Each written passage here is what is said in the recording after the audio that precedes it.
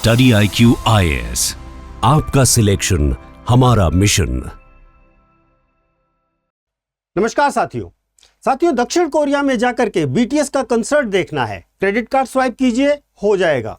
Thailand की trip budget से बाहर हो गई है, कोई बात नहीं है। तीसरे ऐप से पैसे घुमा करके EMI पर कन्वर्ट कर लिया जाएगा, EMI भर दी जाएगी।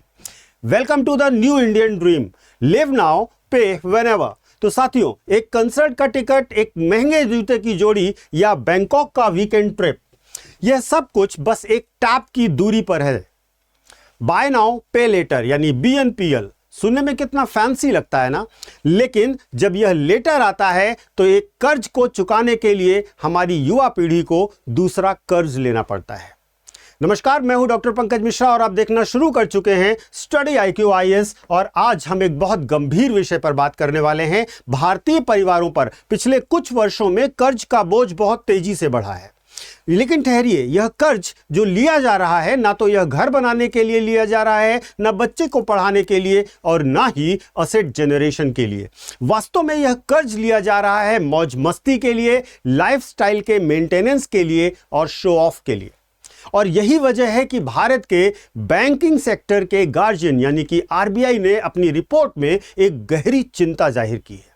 कितनी बड़ी चिंता है, इसके लिए आप आंकड़ों को समझिएगा। सबसे इंपॉर्टेंट बात यह है कि बिना आंकड़ों के आप पूरी तस्वीर नहीं समझ पाएंगे। न्यूज़पेपर्स में और संसद में पेश किए गए आंकड़ों के मुताबिक अगर हम देखें तो भारतीय परिवारों के कुल कर्ज का 58.4% हिस्सा उन कर्जों का है जो घर खरीदने के अलावा अन्य जरूरतों के लिए लिए गए हैं।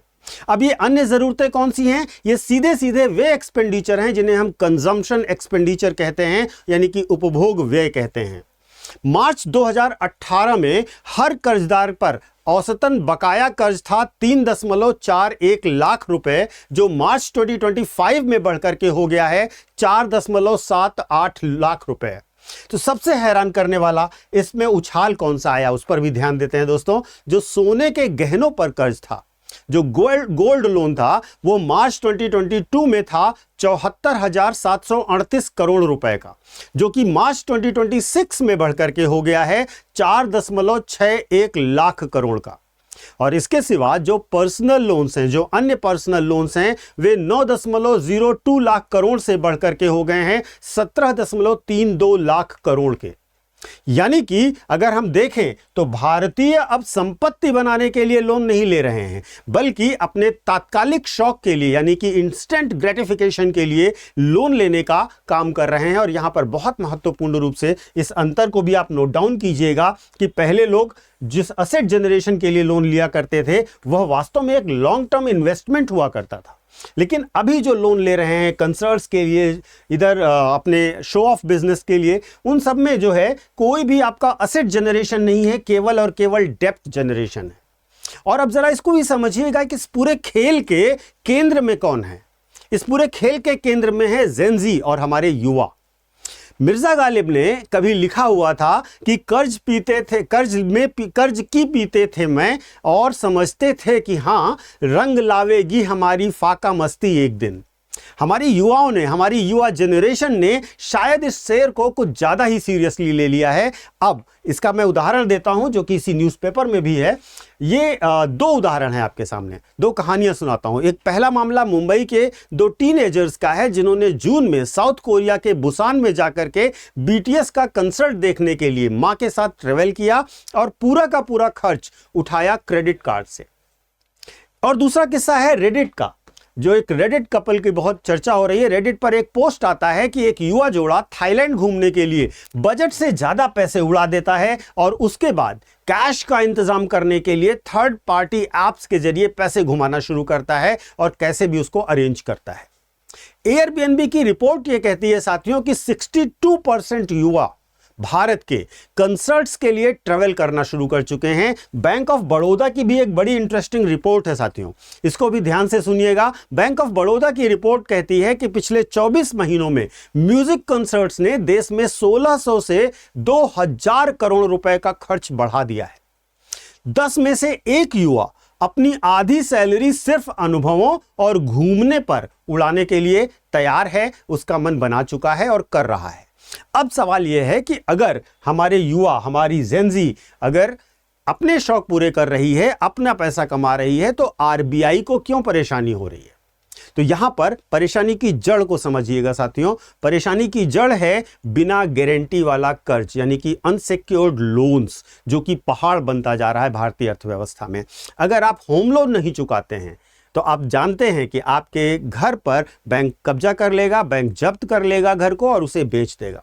लेकिन अगर आप थाईलैंड की ट्रिप या म्यूजिक कंसर्ट के लिए लोन नहीं चुका पाए हैं तो बैंक क्या जब्त करेगा? आपके एक्सपीरियंसेस, वो तो वो कर नहीं सकता। तो इसलिए एक बहुत बड़ा मामला यहां से उठकर आता है कि कैसे ये युवा कर्ज के इस जाल में फंसते हैं और फिनटेक, जो आज की इकोनॉमी का एक बड़ा पोर्शन बन चुका है, उसका चक्रव्यूह क्या है। तो समझते हैं उस चक्रव्यूह को साथियों। 50,000 रुपए से कम कर्जे, डेटा ध्यान दीजिएगा, 50,000 रुपए से कम के जो छोटे कर्जे हैं वो फिनटेक कंपनियों के पास 56.8% तक हैं।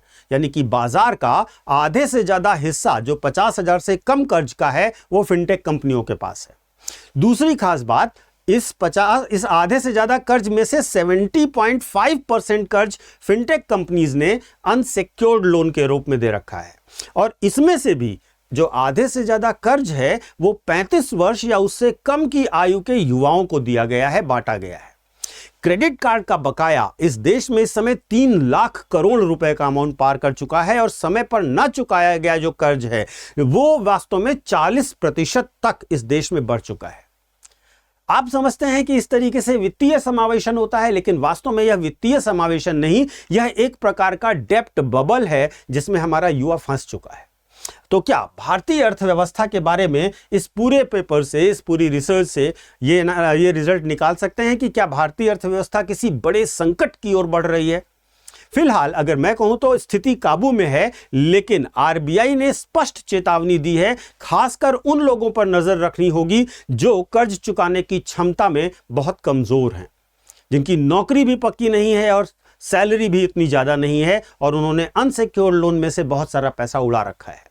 पश्चिम एशिया का तनाव चल रहा है, आप जानते हैं, साथ ही साथ वैश्विक अनिश्चितता का माहौल है और इस कारण अगर देश की आर्थिक स्थिति बिगड़ती है तो सबसे पहली गाज इन्हीं युवाओं पर गिरेगी, क्योंकि इनकी जेब भी खाली है और इनके ऊपर ईएमआई का पहाड़ खड़ा है और ये अपनी नौकरी के लिए भी बहुत परमानेंट नहीं है। छटनी भी होती है तो सबसे पहले इनकी ही छटनी होती है।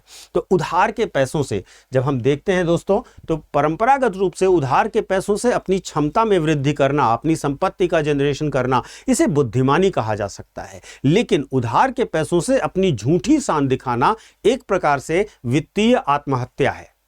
क्रेडिट कार्ड और बाय नाउ पे लेटर बीएनपीएल आपको आज खुशियां अवश्य देते होंगे और अवश्य देंगे, लेकिन कल का बिल आपको ही भरना पड़ेगा। यानी कि आप अपने भविष्य की इनकम को भी आज के सुख के लिए गिरवी रख रहे हैं। तो साथियों, इस ट्रेंड को आपने समझा और अब मैं आपसे जानना चाहूंगा कि इस ट्रेंड के बारे में आप क्या सोचते हैं। क्या भारत के युवाओं में आसान कर्ज के जाल से बचाने के लिए कुछ सख्त नियम बनाए जाने चाहिए, या फिर भारत में जेनजी जो कर रहा है वह अपनी आज़ादी, अपनी स्वतंत्रता और अपने लाइफ के एक्सपीरियंसेस को बेहतर ढंग से जी रहा है? इस पर आरबीआई को या भारत सरकार को चिंता नहीं करनी चाहिए। आप अपने विचार कमेंट बॉक्स में अवश्य शेयर कीजिएगा, क्योंकि आपके विचार महत्वपूर्ण हैं। आप समाज के पिलर्स हैं और आप जो भी बोलेंगे उसका असर बाकियों पर भी होगा। तो आगे बढ़ते हैं और एक छोटा सा अनाउंसमेंट देते हैं उन बच्चों के लिए जो यूपीएससी की तैयारी कर रहे हैं। अगर उनका लक्ष्य 2027, 2028 या 2029 है तो वे हमारे नए बैचेस से जुड़ सकते हैं।